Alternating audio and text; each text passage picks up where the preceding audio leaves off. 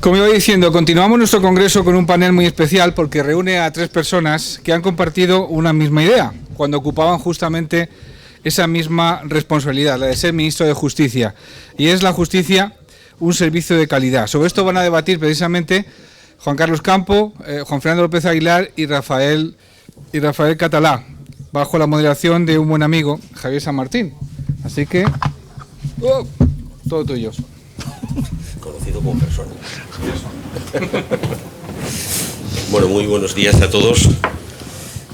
Muchas gracias a Fernando, al Colegio de Gestores Administrativos de Madrid y al Consejo General de Gestores Administrativos. Muchas gracias por organizar esta jornada, este congreso tan importante destinado al mundo de la justicia. Yo creo que tanto las intervenciones anteriores han sido brillantes, como la que vamos a tener ocasión de oír ahora va a ser algo importante, sobre todo para los oyentes, que evidentemente somos las personas más interesadas en conocer la opinión de tres magníficos juristas y tres magníficas personas que han estado más de 20 años o durante un periodo de 20 años defendiendo los intereses de los españoles en el Ministerio de Justicia y sobre todo defendiendo una idea muy clara y una idea clave, que es la justicia como un servicio de calidad. Bueno, vamos a establecer primero las normas de juego. Vamos a tener una intervención por cada pregunta que yo pueda hacer de aproximadamente 5 o 6 minutos cada uno, no más de 6 minutos, obviamente. Empezaremos, si os parece, por el orden establecido geográficamente. Primero la derecha, después la izquierda, con eso no quiero decir nada. Y, desde luego, lo que sí es verdad es que vamos a tratar de hacerlo de lo más sincero y de lo más interesante posible para que podamos concluir que la justicia y el mundo de los gestores administrativos están vinculados por algo muy especial. Rafael Catalá Polo, ¿nos puedes opinar, nos puedes decir, para ti, ¿tú crees realmente que la justicia es un servicio público de calidad? Bueno, muy buenos días. No pierdo mucho tiempo en los saludos de protocolo, más allá del agradecimiento de la invitación aquí, porque nos da tan poco tiempo el moderador. Pues fíjense ustedes, ¿no? 5 minutos para hacer una reflexión sobre la justicia como servicio público de calidad. Bueno, yo soy funcionario público, yo soy administrador civil del Estado, ingresé con 24 años en la Administración y he trabajado en muchas áreas de la Administración pública. Por lo tanto, creo que tengo el sello de servidor público y durante toda mi carrera, mis proyectos profesionales han estado vinculados con lo que la pregunta, Javier, generar servicios públicos de calidad a los ciudadanos en cada ámbito, el educativo, el sanitario, el del transporte, el de la justicia. Yo creo que el sector de la justicia es, sin duda, y espero que nos dé tiempo a hablar de esas cosas, es un poder del Estado, es un elemento que caracteriza a nuestro Estado de Derecho y, por lo tanto, nuestro modelo constitucional. Esa es una parte más institucional, más de modelo de Estado, como digo, pero también es un servicio público. Es un servicio público en el que cada año, pues casi 7 millones de españoles acudimos a que nos resuelva el Poder Judicial nuestros problemas. Vosotros, los gestores, lo conocéis perfectamente, como los abogados, como los procuradores. Por lo tanto, somos usuarios, los ciudadanos, a través de nuestros representantes, o directamente somos usuarios de un servicio público que tiene una intensidad altísima, como puede ser el de la educación, el del transporte, el educativo, etcétera. Por lo tanto, la justicia debería tener los atributos propios de un servicio público del siglo XXI. Agilidad, eficiencia, eficacia, cercanía al ciudadano, amabilidad en el trato, lenguaje normal para el ciudadano corriente, todo ese tipo de características. Si tuviese más tiempo, podría entrar en cada uno de esos atributos y comprobaríamos si es verdad. Yo creo que la justicia, por hablar de las cosas buenas, que también hay que hablarlas y hay que ponerlas en valor con frecuencia, tiene unos servidores públicos de extraordinaria calidad. Los jueces, los fiscales, los secretarios judiciales, los LAG, los funcionarios y todos los que alrededor estamos, abogados, procuradores, graduados sociales, gestores, notarios, registradores, yo creo que son profesionales en su mayoría de altísima calidad, lo cual eso, sin duda, ayuda a que el servicio público que presta sea un servicio de calidad. Y, sin embargo, dicho todo eso, pues es cierto que creo el servicio público de la justicia tiene algunos problemas importantes, no menores. Todos los servicios públicos tienen que mejorar, tienen que evolucionar, tienen que adaptarse a los tiempos, tienen que acompañar a la sociedad. Yo creo que nosotros en justicia tenemos algunos déficits mayores que en otros servicios públicos. Vosotros sois usuarios de los servicios de la Seguridad Social, de los tributarios, de la agencia tributaria. Como profesionales y como ciudadanos, pues somos usuarios de tantos y tantos servicios municipales, autonómicos o estatales. Creo que estaremos de acuerdo que el sector de la justicia presenta algunas características singulares en negativo. Los plazos dilatados en la resolución de los asuntos, por ejemplo, la todavía no automatización absoluta de la justicia, el funcionamiento, yo creo para los que sabemos un poco de dentro, el funcionamiento interno de la justicia como administración pública, su estructura de cuerpos profesionales, las normas que regulan el funcionamiento, yo creo que ahí todavía hay mucho que caminar. Por lo tanto, ¿es la justicia un servicio público de calidad? Yo creo que es un servicio público de una calidad propia del Estado en el que nos encontramos, pero con unos elementos de mejora que tienen que ver, como digo, con su organización, con su funcionamiento, con sus políticas de recursos humanos, con su uso de las tecnologías, en el que todavía queda mucho camino por andar. Muchas gracias. Juan Fernando, la pregunta es la misma que le dirigí a Rafa. ¿Qué opinas sobre la...? También buenos días y gracias a los organizadores de este encuentro y el privilegio de estar acompañado a este lado de la tarima con personas muy queridas y de poder serles de alguna utilidad en una reflexión en voz alta acerca de la justicia como servicio público de calidad. Es la dimensión que subrayé en cuanto me aproximé a la polisemia de la justicia como estudioso del derecho constitucional español.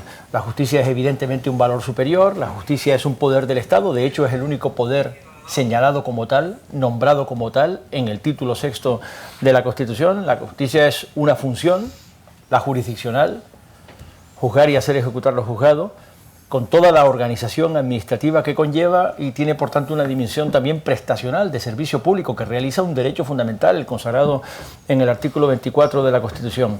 Y desde ese punto de vista y perspectiva, la justicia es un servicio público que tiene también características constitucionalmente obligadas, ¿no? La justicia tiene que ser efectiva, la tutela judicial tiene que ser efectiva, es decir, tiene que garantizar la producción del resultado, pero además tiene que ser de acuerdo con las características de la atribución del gasto público en la Constitución, eficiente, es decir, tiene que haber una razonabilidad entre los recursos invertidos y la producción del resultado, además del coste de la producción de ese resultado y por tanto, además de ser eficiente, tiene que ser económica, artículo 31 de la Constitución. Y sin embargo, a pesar de que en los primeros años de la lectura de la Constitución, una lectura siempre orquestal, que tenía que ver con lo que llamamos la academia, los profesores que escribíamos sobre el asunto, pero también los operadores jurídicos, las personas que se dedicaban a las profesiones del derecho, la dimensión de servicio público de la justicia es la que más tardó en abrirse paso, con muchas dificultades. De hecho, tuvo algunas resistencias. ¿Y cómo la justicia es un servicio público?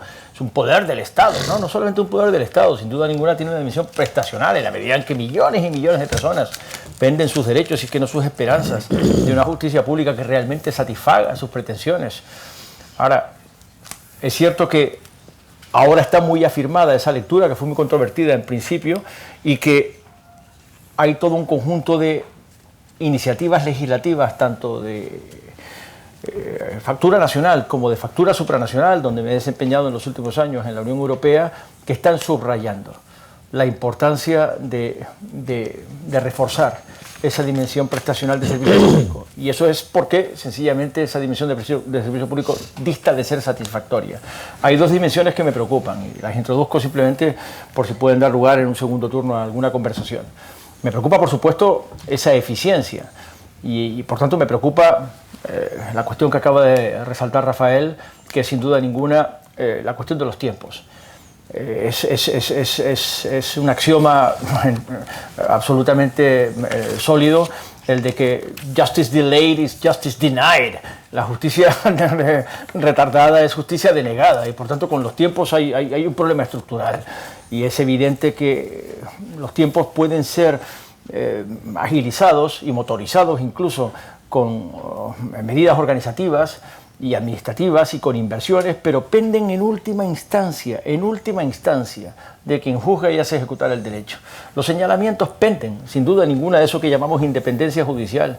Y por tanto es cierto que hay jueces que dictan sentencia en cuanto hacen la vista y jueces que tardan 4 meses después de la vista, sin razones objetivas ni racionalizables que lo expliquen, no se someten a un análisis fácilmente científico. ¿Qué está pasando ahí? ¿Por qué esa sentencia no llega? ¿Por qué no se dicta sentencia? Y nadie puede tirar nunca de la levita de su señoría para asegurar que las personas que tienen en un momento dado un interés vitante, un interés absolutamente vital, pendiente de la sentencia, lo vean satisfecho. Y la segunda perspectiva que me preocupa, también la introduzco solo para suscitar la conversación, es lógicamente la igualdad. La igualdad, es decir, la lentitud o el fárrago de los procedimientos tiene un efecto inevitablemente desigualitario. Y no es lo mismo enfrentarte a la justicia bien armado que enfrentarte menos pertrechado. Yo estudié en Estados Unidos cuando era muy joven y me conmocionó el sistema procesal de los Estados Unidos. Me asombró que tuviese predicamento a través de los medios de comunicación, cuando me parece el sistema más desigualitario e injusto del mundo. En los Estados Unidos, dependiendo de tus recursos, arriesgas la silla eléctrica o salir absuelto. Literalmente. La silla eléctrica o salir absuelto de tus recursos. Afortunadamente, las sociedades europeas y España entre ellas son más cohesionadas, pero aún así la ineficiencia de la justicia tiene un efecto desigualitario y por supuesto percuten sobre el derecho a la defensa. No es lo mismo ir con un abogado de los despachos caros o una abogada de los despachos caros que con abogado o abogada de oficio. Ahí puedes lógicamente ver perjudicado tu futuro en todos los ámbitos que nos importen. Y finalizo con un comentario que tiene que ver con la dimensión europea. Últimamente le hemos prestado mucha atención en el Parlamento Europeo legislador. Acabo de sobrevivir una campaña electoral en la que me he desgañitado explicando que el Parlamento Europeo importa, que es Parlamento legislador sobre los derechos fundamentales, Parlamento legislador penal, Parlamento legislador de garantías procesales.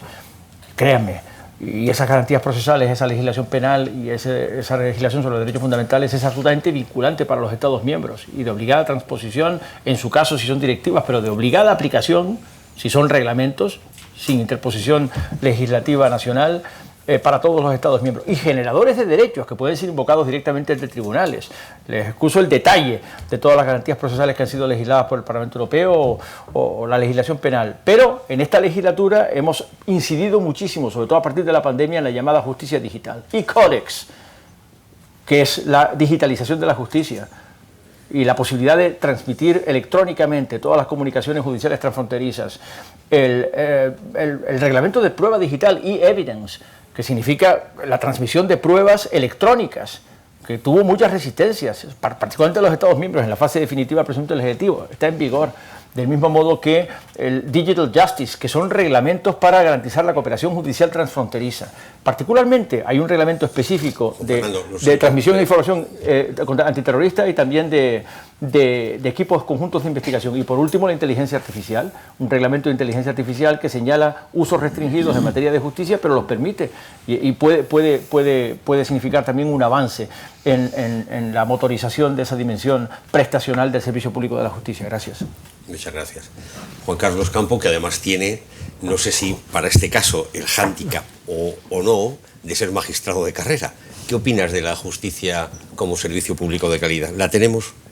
Bueno, lo primero, muchísimas gracias por permitirme estar aquí compartiendo con todos ustedes en este segundo Congreso Nacional y hacerlo además con un grupo de no compañeros, sino creo que podemos decirlo con arrogancia, con enormes amigos, ¿no? Con lo cual es un placer. A ver, yo creo que tanto Rafa como Juan ya lo han dicho, Fernando ya lo han dicho. La justicia tiene muchos enfoques, es un valor superior de nuestro ordenamiento jurídico, es un derecho fundamental al que tenemos derecho además con efectividad, o sea que lo queremos con efectividad, pero hay una cosa también muy clara, el sistema da lo que da y si pongo el acento en que es servicio público, por supuesto. Hace un tiempo, y Carlos se acordará bien, publicamos una cosa de cuándo la justicia para los ciudadanos, porque realmente es el que nos reclama. Y claro, cuando hay instrumentos que no funcionan con la facilidad que quisiéramos, estoy pensando en resoluciones alternativas, ¿no? Mediación, conciliación, arbitrajes, con lo cual la jurisdicción se convierte en la única resolución de conflictos, tenemos que mimarlo, porque si no, hay un elemento que falla en la convivencia. La litigiosidad no es un problema de mala convivencia, lo que significa es un nivel de conflictividad social y por tanto hay que darle solución. Y igual que en los primeros artículos nos dicen que los poderes públicos tienen que remover los obstáculos para la efectividad de los derechos, algo tenemos que hacer con la justicia, porque esos millones que nos da el Consejo General del Poder Judicial en ese epígrafe de justicia dato a dato, nos pone de manifiesto que sigue habiendo muchos españoles que se ven metidos en el mundo judicial. Calidad. Yo creo sinceramente que hay que hacer un expurgo muy severo y hay que hacer cirugía fina. A ver, lo decía, me parece que ha sido Rafa el primero que lo decía y también lo ha comentado Juan. Tenemos grandísimos profesionales, abogados, procuradores, graduados, gestores, por supuesto los de intrínsecamente dentro de la actuación, jueces. Tenemos una carrera judicial que es la envidia de muchos países y hablamos de los letrados, de los fiscales. Eso no falla y sin embargo el sistema falla. ¿Qué ocurre? Me acuerdo hace ya demasiados años, 2005, hice un análisis de cómo estaba España en comparación, cómo justicia se comparaba con los países de nuestro entorno, es decir, cómo suben los presupuestos, cuánto invertían en justicia Francia, Italia, Portugal, tal, y después cómo crecía justicia en relación a otros departamentos ministeriales del mismo gobierno, ¿no? Las cifras eran muy buenas, muy buenas. Crecíamos más que los países de nuestro entorno, que podíamos decir que tenían un mayor estándar, y crecíamos porcentualmente, evidentemente, muy bien. Y sin embargo, los resultados eran malos, siguen siendo malos. ¿Por qué? Pues porque el modelo está agotado. Y no me cansaré de decirlo, un servicio público que no se adecúa a sus tiempos, da igual el dinero que le metas, porque al final el sistema lo fagocita y vuelve. Y esto lo hemos tenido todos en cualquier punto de nuestra España. Los juzgados están saturados.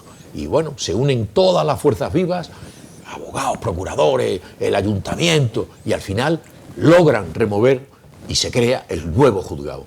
A los 10 meses está exactamente igual de saturado que estaban los anteriores. ¿Por qué? Porque el modelo lo fagocita, porque falta una reestructuración, que son los elementos que espero que podamos hablar de lo que denominamos en mi tiempo el Plan Justicia 2030, pero que eran leyes de eficiencia, tanto procedimentales, organizativas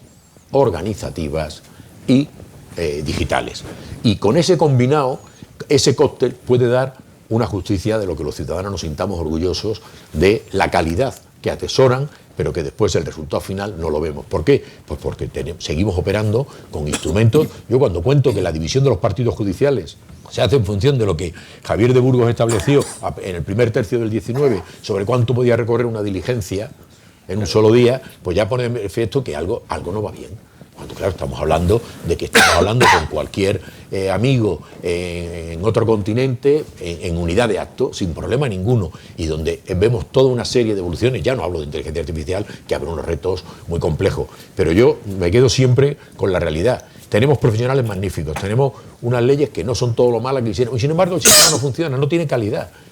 Porque no es un problema de decir es una buena sentencia o no, que puede serlo, pero una sentencia a lo mejor recibida, como decía Juan hace un momento, 4 meses después de la que la ha recibido mi vecino, que era el mismo pleito, pues la verdad que no me puede dejar muy satisfecho. Por tanto, creo que nos queda un importante camino que entre todos tenemos que dotar al servicio público de justicia de la calidad que tenemos derecho a exigir como ciudadanos con derechos constitucionales. Muchas gracias, Juan Carlos.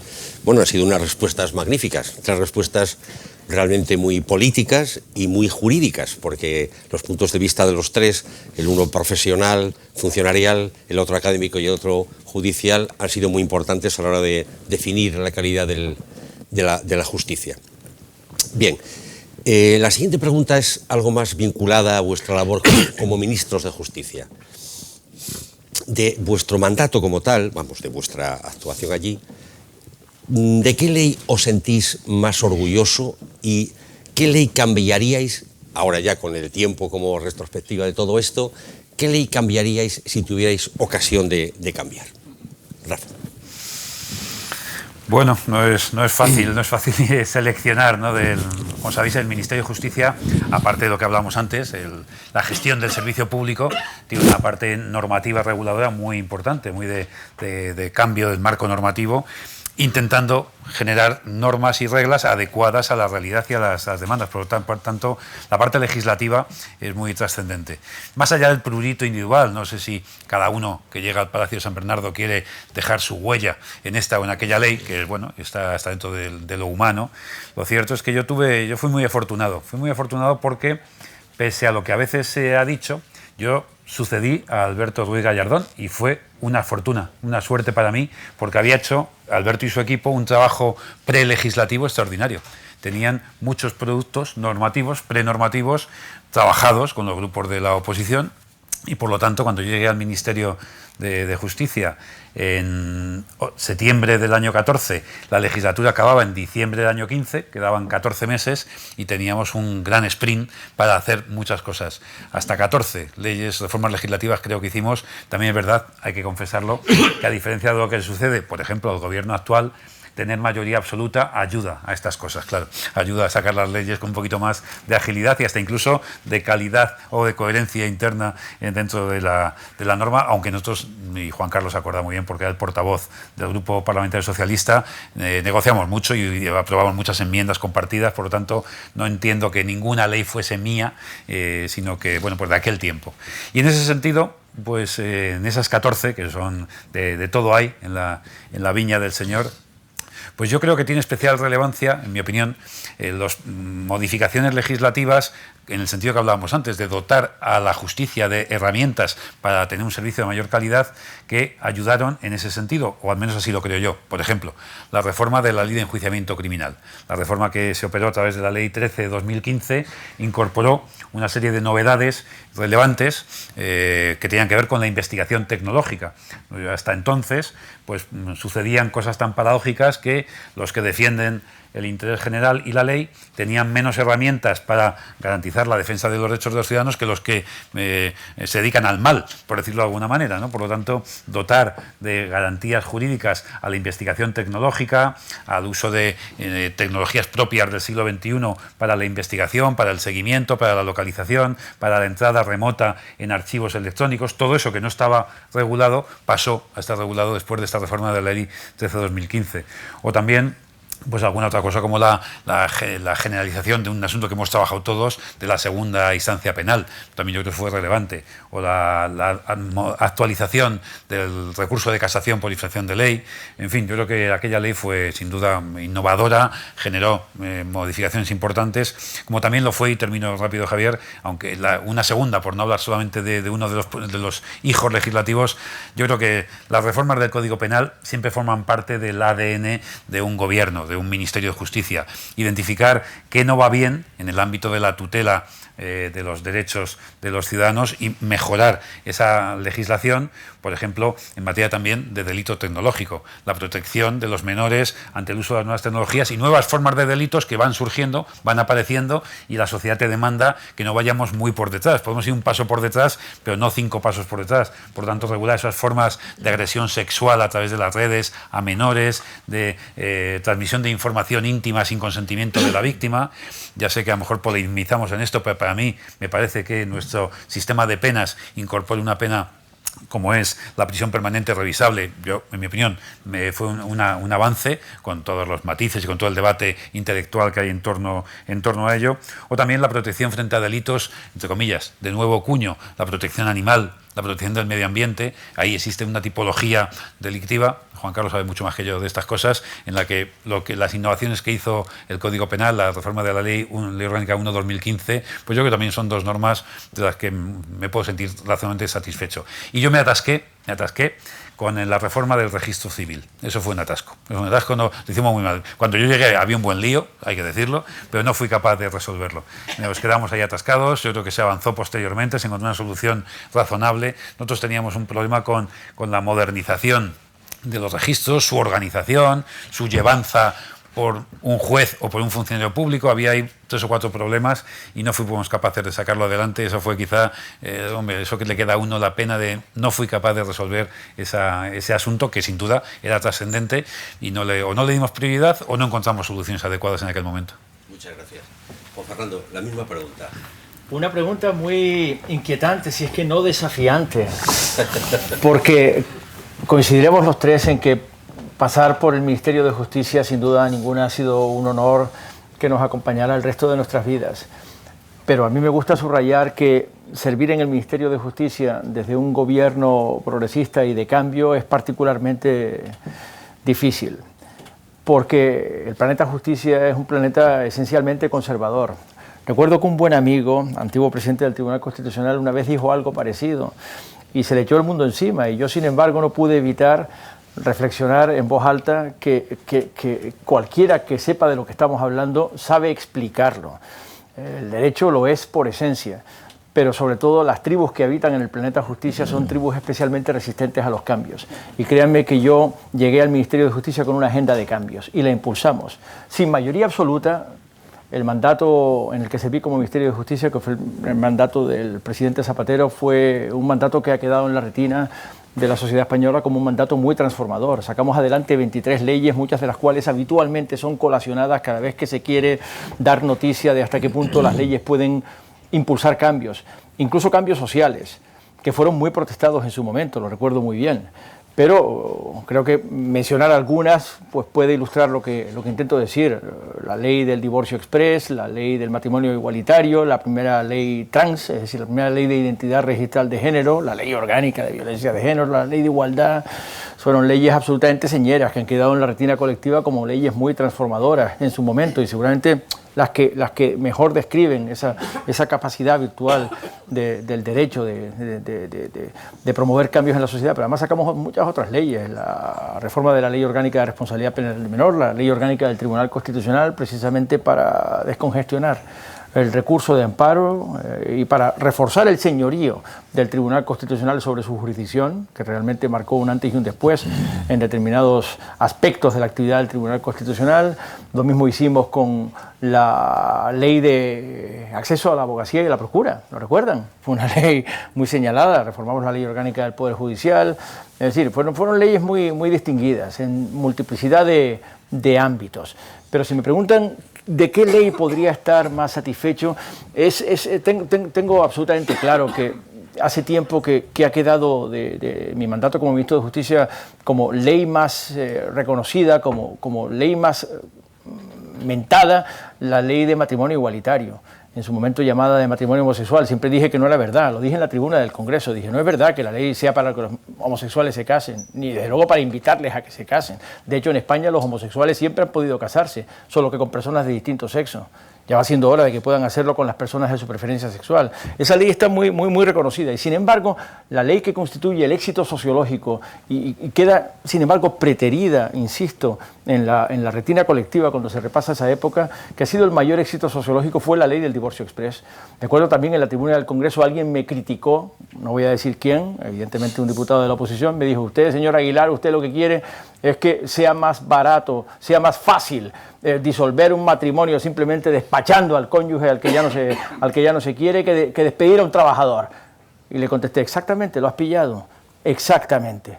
Ese es exactamente el objetivo, que sea más fácil disolver un matrimonio por cesación del consentimiento, por extinción del consentimiento, que es lo único que explica la pervivencia del matrimonio, que despedir a un trabajador. Exactamente lo has pillado. Esa ley ha sido un éxito sociológico incontestable. El divorcio exprés lo llamaron peyorativamente, y yo me he quedado con la etiqueta, porque funciona, efectivamente. Cambió completamente lo que era el encarnizamiento procesal de la separación y el divorcio posterior, causal, contencioso, la mayor parte de las veces.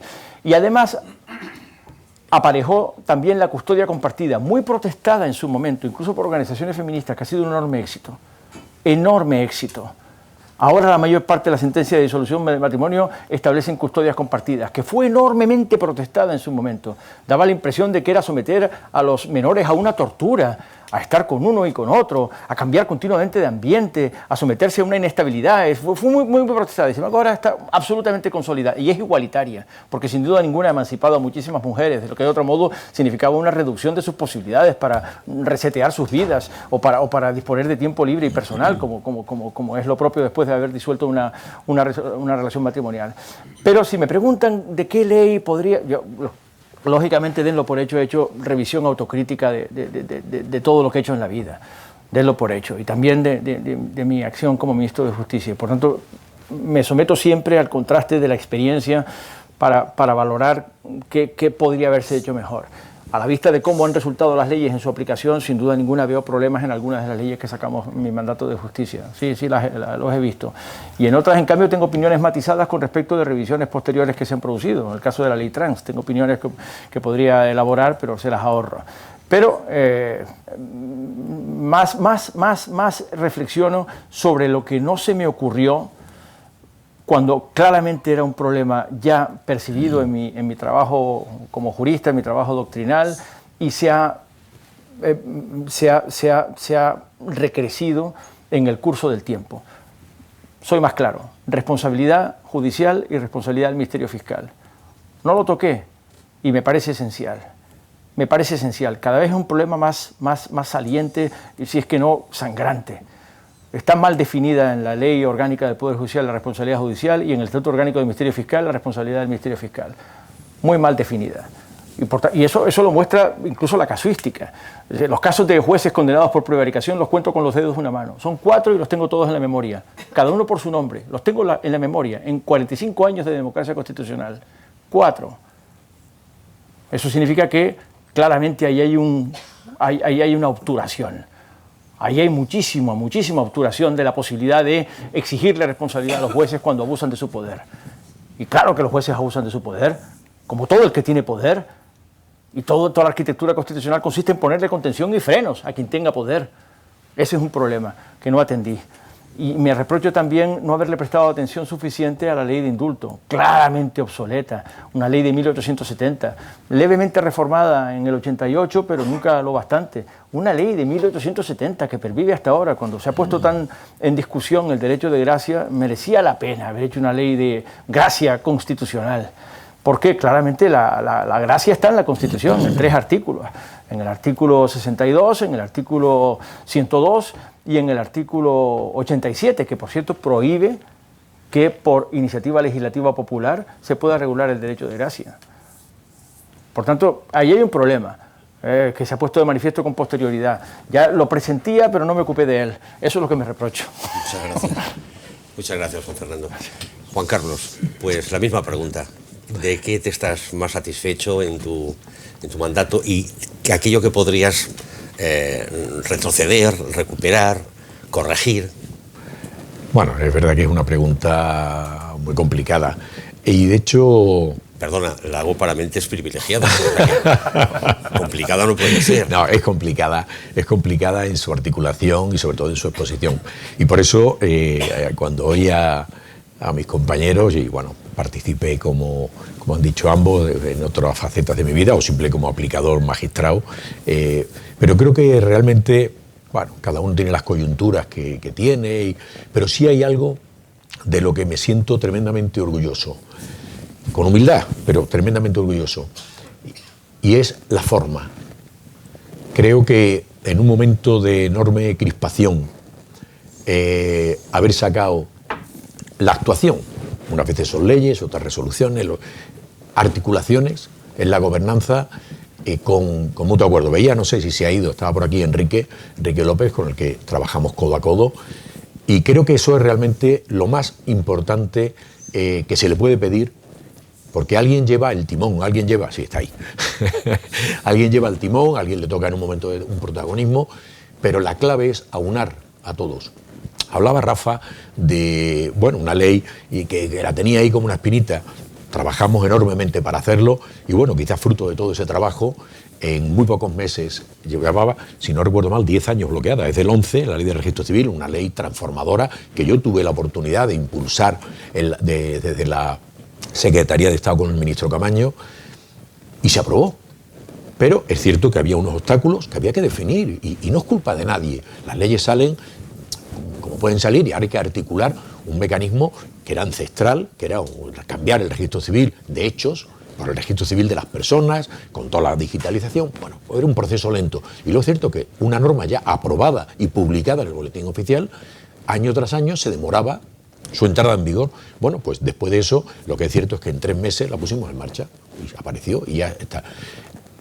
Ocurrió exactamente igual con la ley de discapacidad, con las personas con discapacidad. Algo que lo que hace falta, y creo que es la labor del buen gobernante, en términos filosóficos, es la capacidad de aunar voluntades. Nos tocó, en la época en la que yo puedo responder, una etapa extraordinaria. Ni más fácil ni más difícil, pero extraordinaria por lo fuera de lo corriente. Fue la etapa COVID. Bueno, pues, y ahora está Enrique aquí, fuimos con una comunión absoluta. O sea, no con algunas diferencias, con tensiones, no. Fue con una absoluta, en términos generales, coordinación, y había una variedad política que creo que no sé si quedaba alguien del espectro político por estar en alguna comunidad autónoma, pero es que esa misma comunión rigió con los profesionales. Yo me acuerdo los viernes, y insisto, aquí está Enrique, donde nos pegábamos 3 horas y media delante de los televisores, porque eran teleconferencias, y estábamos ahí, y estábamos todas las comunidades autónomas con materia de justicia transferida, todos los profesionales, unos profesionales, abogados, procuradores, y la verdad que fue muy enriquecedor, porque veíamos un problema común, un problema extraordinario, y quizá eso nos hizo rebajar incluso nuestras pretensiones iniciales, y permitió que fueran saliendo acuerdos que determinaron la congelación de la actividad judicial, la adecuación progresiva, los caminos de refuerzo, cuando hubo la desescalada, todo de absoluta comunión. Y eso se tradujo en todos los elementos normativos. Salió el Estatuto General de la Abogacía, que llevaba 21 años esperando su nueva regulación, y salieron textos que no se publicaron, siguen sin publicarse, pero que creo que fueron fruto de un absoluto consenso. Ley de enjuiciamiento criminal. Yo recuerdo, llevé a Consejo de Ministros en septiembre del 20, o sea, no llevaba ni 11 meses, y a los muy pocos días tuvimos, te acordarás, Rafa, una reunión con todos los ministros que habían impulsado esa ley, y coincidíamos en que era un texto de todos, porque esa es la clave. Rafa sabía, en las reformas del 15 había hecho aportaciones extraordinarias, Alberto lo había hecho desde el estudio, como habíamos dejado en la época de Camaño ya un texto aprobado con el que todos hemos ido trabajando, y no había discrepancias. Era un texto que contaba con problemas, claro que contaba. Me acuerdo de la reforma del Estatuto Orgánico del Ministerio Fiscal, lo solucionamos, 6 años. La ley tenía una entrada en vigor, una vacación legis de 6 años. Pues el primer año de esos 6 tenía que estar ya hecho el nuevo estatuto. Siempre que hay un problema, que nadie lo dude, hay una solución. Y eso implica muchas horas de buscar, de jugar a algo que yo creo que es la base de la convivencia. El derecho a una manifestación cultural, para mí es la más importante, porque regula la convivencia, pero esa convivencia hay que trabajarla, y hay que saber jugar a la alteridad, saber ponerte en el lugar del otro, saber dónde que nadie, todo el maestro Juan de Mairena nos lo explicaba muy bien, y Machado nos lo puso en el papel. Puede no tener razón, pero tiene razones. Entonces vamos a ver, ¿por qué dices esto? Seguro que me viene bien por aquí. Y al final salen los textos consensuados. Salen los textos que nos podemos reconocer todos, y así es mucho más fácil. Por eso he dicho muchas veces, en muchos textos, en universidades, en el Congreso, que el consenso nunca es un fin, pero es un método extraordinario de trabajo. Y por eso salieron con ese mismo consenso el impulso de leyes, como era la Ley Orgánica del Derecho de Defensa, la CRIM, insisto, que es que estaba aprobada, hablaba Juan ahora de la Ley del Indulto. Bueno, pues la Ley de Enjuiciamiento Criminal estaba en vigor, o está en vigor 7 años antes de que aparezca el cine, y seguimos con ella, con 70.000 retoques que además le han hecho perder mucha coherencia interna. Pero es un documento sobre el que nos podemos poner de acuerdo, y que nos tenemos que poner de acuerdo, porque hay una cosa que perdemos de vista en la batalla diaria: el ciudadano para el que nos debemos y el destinatario de nuestras leyes. Porque si queremos una tutela judicial efectiva y de calidad, solo se puede hacer con todos esos paquetes, porque tenemos unos jueces estupendos, pero aquí falla la ley, aquí falla no sé qué, aquí falla algo. Y entonces pusimos en marcha 3 bloques, que eran en ese bloque de paraguas 2030. Yo me acuerdo cuando lo expliqué la primera vez qué significaba eso, porque decían, bueno, más deprisa, que la justicia no aguante. Y dije, no, porque esto quiero que sea de todos. Esta modernización que reclama la ciudadanía para la justicia, para el servicio público, tiene que ser de todos, y no se puede hacer en 2 años, ni en una legislatura. Hemos puesto 2030 y a lo mejor hay que darle prórrogas, pero 2030, porque para que sea de todos, tenemos que implicar a todos, y que nadie piense que esto se va a hacer en una legislatura o con este ministro. No, esto trasciende, porque la ciudadanía trasciende, y la ciudadanía está. y esa es la que se merece el esfuerzo. Y en ese sentido funcionó extraordinariamente bien, y ahí hablábamos de eficiencias procedimentales, eficiencias organizativas, que si después tenemos oportunidad lo diré, pero había para mí dos elementos vertebradores clarísimos, que eran los tribunales de instancia, la desaparición de la idea del juzgado, o del juzgadito, como decimos los jueces, de mi paquetito de funcionario, mi cuarto y mitad de fiscal, mi cuarto de... No. La justicia es el rol que se imparte, y por tanto ese título 6 de la Constitución, juzgar y hacer ejecutar los juzgados. La independencia judicial está en el juez, que está sometido solo al imperio de la ley. No estoy hablando de los compartimentos, los corpusculitos de los juzgados, con todo el problema que tiene. Me acuerdo haber puesto ejemplos en la vida de, en un juzgado, no voy a decir la localidad porque además es muy querida para mí, de un solo pasillo, donde los papeles se transmitían de un juzgado a otro en el mismo pasillo, de la misma planta, del mismo edificio y por supuesto de la misma ciudad por cronopost. O sea, ahí habrá algo más absurdo. No voy a poner el ejemplo ahora de los agentes judiciales que se veían por las calles todos en el mismo edificio. Falta organización. Y esa organización se consigue mucho con el Tribunal de Instancia. El Tribunal de Instancia, porque además establecíamos algo que Juan lo intentó en su día y bueno, chocó, que era un poco la idea de la imprevisibilidad de las resoluciones judiciales. Es un tema que preocupa mucho. Nadie duda de que la justicia tiene que evolucionar. Tenemos que evitar la petrificación jurisprudencial, correcto, pero también tenemos que tener una seguridad jurídica. Ese ejemplo que hemos visto todos, de que dos vecinos ante la misma reclamación, uno tiene una respuesta diferente en el juzgado del lado. Los tribunales de instancia van a fijar el criterio. ¿El juez se puede salir? Claro que se puede salir, pero tiene que poner la sentencia. Es decir, sé que mi tribunal de instancia ha dicho que ante este problema esta es la solución, pero yo me salgo por esto. Evidentemente eso da una consolidación a la buena jurisprudencia y hace evolucionar la que no lo sea tan buena. Y el otro elemento es que para mí marca España, creo que uno de los grandes problemas que tiene la humanidad en nuestro contorno más cercano, pero desde luego en España es clarísimo, es la desertización, la España vaciada, la España... Crear en cada municipio, por muy pocos habitantes que tenga, lo que era la oficina de justicia en el municipio.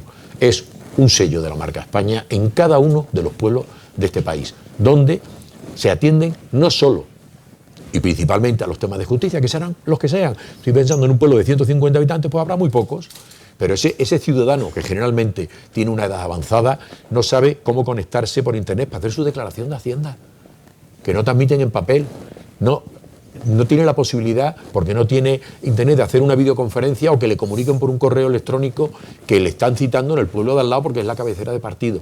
Bueno, todas estas dinámicas eran un proceso dinamizador de la España vaciada que, bueno, tuvo una acogida enorme en la Federación Española de Municipios y Provincias porque vio que era un elemento transformador. Bueno, pues todos esos elementos no surgen o pueden surgir de un liderazgo concreto, pero lo que sí puedo decir es que contaba con el consentimiento, el aplauso y el empuje de todas las administraciones implicadas, Ministerio de Justicia, si se quiere, pilotando, me da igual, las comunidades autónomas apoyando con sus ámbitos competenciales enormes y todos los profesionales, y así, lo puedo asegurar, es muy fácil avanzar. El problema es que hoy corren malos tiempos para el consenso. Muchas gracias, Juan Carlos. Bueno, la justicia, entre algo que creo yo es importante, es definir ¿a quién se dirige la justicia? La justicia se dirige obviamente a la población, al ciudadano, que es además el lugar de residencia de la misma, ¿no? Y eso me lleva a reflexionar, permitidme un segundo, que tiene un paralelismo con la sanidad. En la sanidad, cuando te vas a un hospital público y te sometes a la decisión de un médico, puede ser un fenómeno medicina, pero puede ser una persona un poco árida, ¿verdad? Un hombre muy poco cariñoso. Entonces, generalmente el ciudadano que se ve recibiendo ese servicio público dice, qué bueno es el médico, pero qué hombre, qué poco tratable, qué poco cariñoso. Hay veces que el paciente quiere tanto el cariño como el diagnóstico certero. Con la justicia pasa lo mismo. Es decir, el ciudadano de la justicia no solamente espera que su resolución sea lo mejor, cada uno espera lo mejor, sino que además vaya a un juzgado y que el funcionario pues le mire a los ojos, por lo menos, no hablo con esto de una declaración de amor, pero sí una sensibilidad cariñosa, que alguien le indique, mire, tiene usted que acudir a aquella oficina, o que cuando se somete al interrogatorio de alguien, le traten con educación. no quiere decir que no se le trate, pero en muchas ocasiones eso no ocurre. ¿Vosotros veis ese paralelismo de necesidad de cariño en el paciente con el médico, con la necesidad de cariño del ciudadano con la justicia? Rafa. Bueno, estamos de este lado de la mesa, estamos tres personas, alguno más también en este otro lado, que tuvimos la fortuna de trabajar en distintas posiciones en lo que fue el tan querido, hablado, recordado, el Pacto de Estado para la Justicia, desde el Consejo del Poder Judicial, desde el Congreso de los Diputados, y yo llegué al Ministerio recién aprobado el pacto. Y digo tan recordado y tan querido porque con demasiada frecuencia, y Juan Carlos acaba de hacer una mención final en su intervención a que no corren buenos tiempos para el consenso. Yo creo que muchas cosas que estamos hablando aquí son reformas necesarias y que deberían llevarse a cabo con un consenso amplio de quien tiene la obligación de hacerlo, que es el legislador.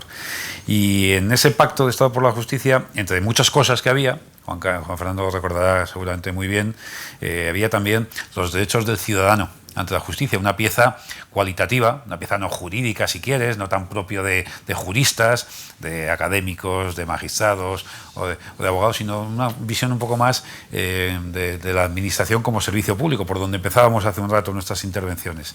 Y ahí se hablaba de un lenguaje fácil y accesible, ahí se hablaba de la agilidad y la cercanía, ahí se hablaba de simplificar la oficina judicial, todo ese tipo de cuestiones que parecen de arte menor. Parece que lo que nos importa a los juristas es modificar, como hemos hablado antes, el Código Civil en tal artículo, el Código Penal, la Ley de Jurisdicción Voluntaria, y sin embargo todo lo que tiene que ver con la accesibilidad del ciudadano ante el servicio público, en este caso de la justicia, yo creo que es fundamental, es muy relevante.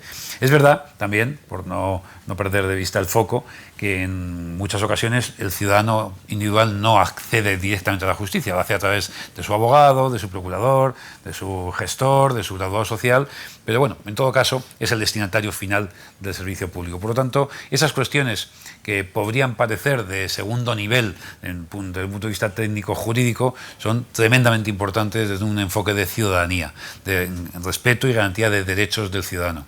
Hemos hablado de los tiempos de la justicia, de los plazos. Bueno, es que tan importante es la calidad de los fundamentos de derecho y de las resoluciones de una sentencia, como el plazo en el que se produce la sentencia. O sea, el plazo no es un aspecto ajeno, instrumental o menor, es muy relevante, como lo es también la accesibilidad del ciudadano ante la Oficina de Justicia. Juan Carlos ha hablado de un asunto que a mí me parece muy importante, que es la estructura territorial. Cada vez usamos más las tecnologías, cierto. Yo he dicho que a veces las personas físicas no van a la Administración de Justicia, pero la justicia tiene que estar presente en la totalidad del territorio. Por lo tanto, ese enfoque, que puede parecer un tema organizativo menor, es muy relevante, muy cualitativo. Yo he sido gerente de hospital en una de mis vidas profesionales y por lo tanto también fui un gerente que se ocupaba de que la comida llegase caliente a la planta 11. El Hospital Ramón y Cajal es muy vertical y la comida llegaba fría. Pues yo me sentí muy orgulloso, como un gran resultado. A mí no me preguntaban qué leyes, pues los gerentes no hacen leyes, pero yo contraté un servicio de bandejas isotérmicas para que las comidas llegasen a tiempo y que eligiese el paciente que quería comer mañana, dentro de lo que puede comer una persona interesada, que no puede pegarse una fabada o un homenaje. Pero, por ejemplo, ese tipo de cosas yo siempre he creído que son muy relevantes en la gestión pública y, por lo tanto, en lo que podamos ayudar también a contar con una buena ley de enjuiciamiento civil, una buena ley de enjuiciamiento criminal y un buen servicio de la justicia dotado de estas características que se acuerdan de a quién van destinado y cómo facilitar la vida al ciudadano. Yo creo que es uno de los factores más importantes que siempre deberían estar presentes en una agenda legislativa que ojalá en esta legislatura, Juan Carlos, haya oportunidad de abordar esas leyes de eficiencia, porque están muy bien, la verdad, están muy bien planteadas, son las cosas que llevamos hablando todos 15 años y deberían salir adelante con el mayor grado de consenso posible. Juan Fernando. El derecho a la tutela judicial efectiva es un derecho de titularidad universal, lo que significa que toda la ciudadanía es titular.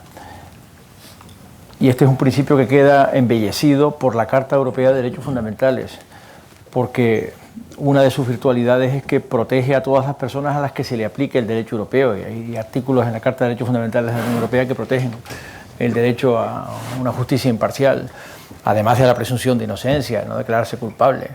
Y esos derechos protegen a toda persona bajo aplicación del derecho europeo, incluso cuando no se es europeo, incluso cuando no se es español. Y de hecho hay unos casos preciosos de la jurisprudencia del Tribunal de Justicia de la Unión Europea que fueron incoados por extranjeros a los que se les aplicaba el derecho europeo o que invocaron el derecho europeo en protección de sus derechos. Pero es cierto que es un derecho fundamental de titularidad universal y esto significa que el servicio público tiene que ser también tendencialmente universal en su espectro de protección, en su espectro. No, esto no quiere decir que toda la ciudadanía ejerza simultáneamente su derecho de acceso a la justicia, su derecho a la tutela judicial efectiva, del mismo modo que no lo ejerce simultáneamente en su derecho a la salud, que tiene una configuración constitucional distinta. No todo el mundo acude simultáneamente a hospitales o a centros de salud, no todo el mundo acude simultáneamente a la justicia. Pero es cierto que de los 8 millones de pleitos que se ventilan simultáneamente, hay un segmento recurrente, hay un segmento muy reincidente, hay un segmento que ha tenido muchos pleitos en el curso de sus vidas, pero también hay un segmento que por primera vez se enfrenta a un asunto judicial y ese segmento va rotando, de modo que es muy difícil vivir una vida entera, una biografía entera sin haber tenido alguna vez algún asunto ante tribunales y por tanto el servicio público tiene que ser universalmente protector y para eso hace falta ocuparse de dos dimensiones que comparto de manera muy sumaria. La primera es la formación para la cultura del servicio público y esto está costando muchísimo trabajo. Es cierto que se ha invertido energía y se ha puesto el foco y tanto el Centro de Estudios Judiciales, dependiente del Centro de Estudios Jurídicos, dependiente del Ministerio de Justicia, como la Escuela Judicial, dependiente del Consejo General del Poder Judicial, han ido incidiendo en esta cultura de servicio público y de proximidad a la ciudadanía y de explicación de las resoluciones judiciales en un modo que sea comprensible para la ciudadanía. Pero hay cuestiones de actitud que continúan empeciendo, continúan dificultando esa percepción ciudadana de que uno está ante un servicio público de calidad. La formación es absolutamente fundamental y esto no afecta no solamente a los titulares de las funciones más distinguidas, la función de acusar, Ministerio Fiscal, la función de juzgar y ejecutar los juzgados, la judicatura, afecta a la totalidad de cuerpos de funcionarios que sirven en la administración de justicia y como saben esos cuerpos, aparte de plurales, conforman una tribu muy numerosa, cerca de 40.000 personas, todas las cuales a mi juicio tendrían que tener también una formación en cultura de servicio público. Esto es fundamental para que la ciudadanía lo perciba de forma amable, para que la ciudadanía no se vea intimidada ni se vea abrumada si tiene que acudir a un acto jurisdiccional o un acto procesal, incluso en calidad de testigo, que supuestamente uno no arriesga responsabilidad penal, a pesar de que normalmente se le recuerde que tiene la obligación de decir la verdad so pena de incurrir en un delito que puede ser castigado incluso con prisión, en el caso de que falte la verdad testificando. Eso normalmente abruma a una persona que no tenga una especial formación, pero en todo caso es claro que la formación es determinante de esa sensibilidad, de esa proximidad a la ciudadanía, le doy una enorme importancia. Pero esto conduce a la cuestión que antes comenté en voz alta, a la responsabilidad, a mi juicio muy mal configurada. En todos los ámbitos de la administración ya la responsabilidad de los servidores públicos y de los funcionarios públicos está altamente perfilada y es muy difícil abusar de tu poder, muy difícil abusar de tu poder. Como funcionario público, como profesor de universidad, cualquiera que esté expuesto a la realización de un derecho fundamental, es decir, un servicio público que afecta a los derechos fundamentales, sabe que la contención se ha hecho normativa. Hubo una época en que eran reglas de buen comportamiento, pero hace tiempo que esa contención, ese autofreno, se ha hecho normativa, canónica. Y por tanto es exigible la responsabilidad si patinas o si la infringes. La regla de buen comportamiento. En la judicatura y en la fiscalía este tema está muy mal resuelto, muy mal resuelto. Y esto los operadores jurídicos lo constatan. No conozco un operador jurídico que no haya vivido alguna vez la experiencia desagradable de un juez o una jueza arrogante, en el modo inquisitivo en que resuelve el acto procesal, en el modo en que se trata a la gente, no solamente a las defensas. Porque claro, es cierto que muchas veces la ciudadanía no está presente en los actos procesales, pero sí están sus representantes, sí está su defensa, o si está la acusación particular en su caso, si está la acusación, el letrado o letrada que ejerza la acusación o el demandante. Por tanto, ahí sí claramente hay una exposición a lo que son las asperezas de una falta de cultura de servicio público, a veces muy ofensivas. Todo esto, como pueden imaginar, ahora es más transparente que nunca porque los actos procesales son grabados. son grabados, y cuando uno visiona un vídeo de un acto procesal, uno dice, pero ¿cómo se permite el lujo de tratar así al abogado de la parte? ¿Cómo se permite el lujo de interrogar así a un testigo que claramente balbucea, intimidado por la situación en la que está embarcado? Pues todo esto forma parte de la cultura del servicio público. Insisto mucho en la definición normativa de la responsabilidad. Ahora se ha puesto, lógicamente, hay todo un conjunto de sucesos que lo han traído a la luz pública y al debate. Se ha puesto de manifiesto la ausencia de definición normativa de la responsabilidad del Ministerio Fiscal. Muy mal resuelta esa cuestión. Muy mal resuelta esa cuestión. Cuando el fiscal incurre en según qué comportamientos, cómo se perfila la responsabilidad. Muy mal resuelta esa cuestión en el Estatuto Orgánico del Ministerio Fiscal. Pero también en la Ley Orgánica del Poder Judicial. La responsabilidad, insisto, el hecho de abusar de tu poder, el hecho de prevaricar con una casuística tan raquítica como la que pone de manifiesto hasta el momento el histórico de sentencias por abuso de poder o por prevaricación, pero también por corrupción judicial, un asunto enormemente preocupante.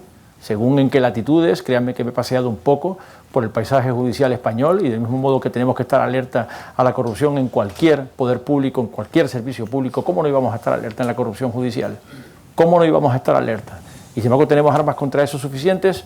Lamentablemente no, es mi respuesta, y la digo condolido porque señalo que no es un tema en el que yo haya puesto el foco normativo durante mi mandato como ministro de Justicia. Y del mismo modo con respecto de la disciplinaria. Con respecto de la disciplinaria, es decir, cuando se han producido según qué acciones de magistrados y magistradas con toga que nada tenían que ver con la función jurisdiccional, y que a mi juicio estaban claramente prohibidas por la Ley Orgánica del Poder Judicial, mucha ciudadanía tiene derecho a preocuparse. Tiene derecho a preocuparse. Y sin embargo no está resuelta la cuestión: ¿qué se hace y quién lo hace? Y cuando el que tendría que hacerlo no lo hace, y cuando el que tendría que hacerlo ni siquiera está en facultades, en plenitud de facultades para hacerlo, tenemos todos un problema sistémico. Por tanto, insisto, claro que sí, la cultura del servicio público hay que reforzarla mucho, porque percute sobre los derechos fundamentales de ciudadanía. Muchas gracias, Juan Fernando. Juan Carlos. Sí, yo oía ahora a Juan, y justamente me interesa pasarme al otro lado, al polo opuesto.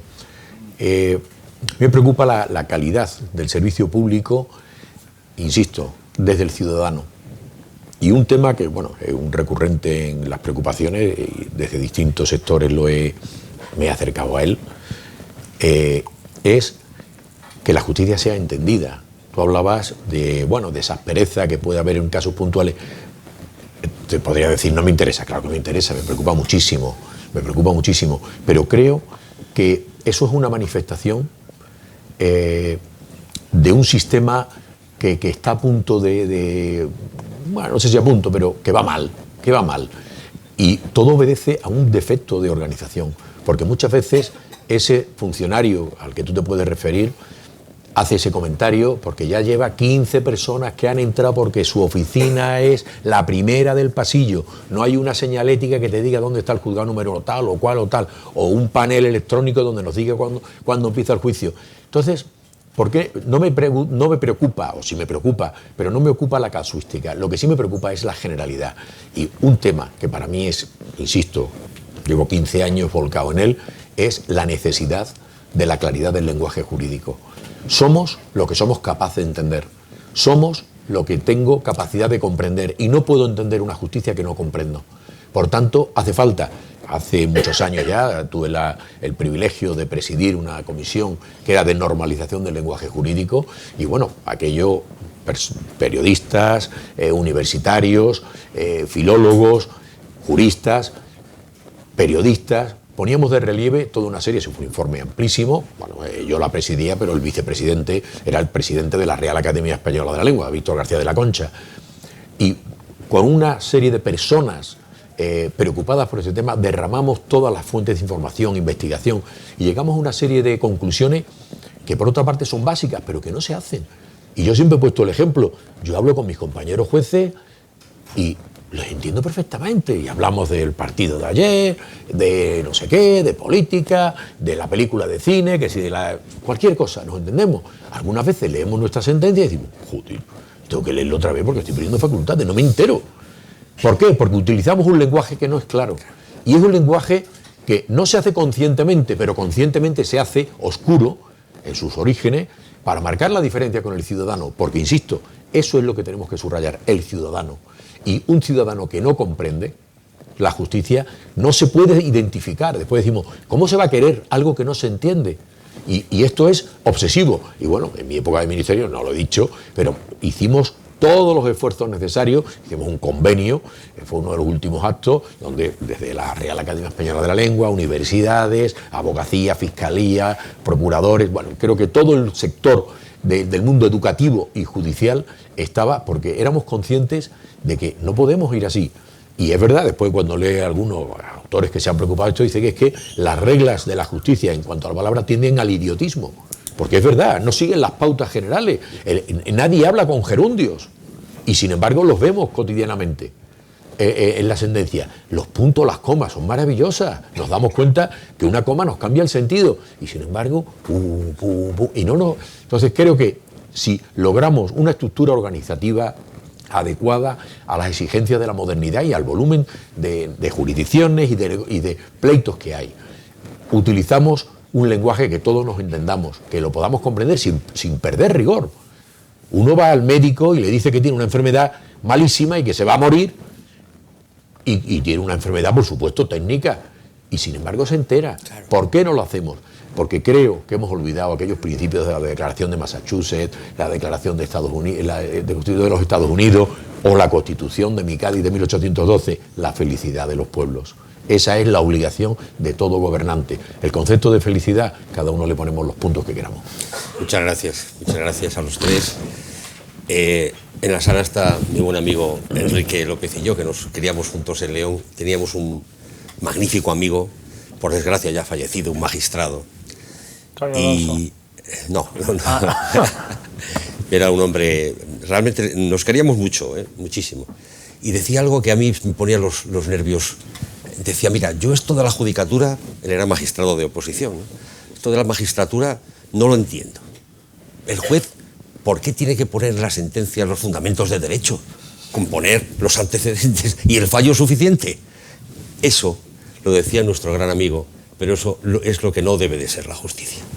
La justicia debe ser algo que vosotros tres, los grandes tres tenores de la justicia, habéis hecho hoy magníficamente y me gustaría que la sociedad y el político recogiera todas vuestras conclusiones. Muchas gracias, ha sido brillante vuestra exposición. Gracias.